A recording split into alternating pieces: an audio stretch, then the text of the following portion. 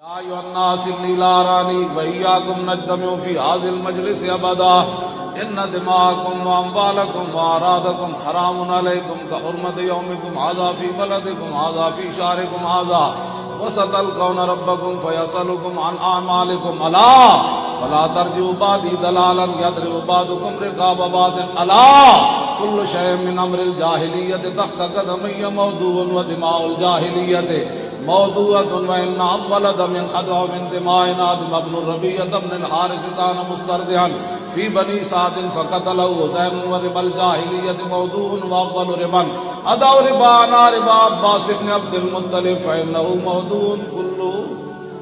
حضور نے کی فرمایا اس موقع پہ؟ فرمایا الا کل شیء من امر الجاہلیت تحت قدمی موضوع. حضور نے فرمایا سنو اے میرے امتیوں، آج میں جاہلیت کی ہر چیز اپنے پاؤں کے نیچے روند کر جا رہا ہوں. کیا کرتے ہو تم؟ کس طرف جا رہے ہو؟ حضور فرماتے ہیں آج میں ہر چیز جاہلیت کی اپنے پاؤں کے نیچے مسل کر جا رہا ہوں. بس کیوں؟ عورتوں کے حقوق. فاتقوا اللہ فی النساء فإنكم أخذتموهن بأمان الله واستحللتم فروجهن بكلمة الله ولكم عليهن ألا يبدين فروجكم أحدا تكرهونه فإن فعلن ذلك فاضربوهن ضربا غير مبرج ولهن عليكم رزقهن وكسوتهن بالمعروف. فرماؤ اللہ عورتوں کے بارے اللہ کو ڈرنا، عورتوں تے ظلم نہ کرنا.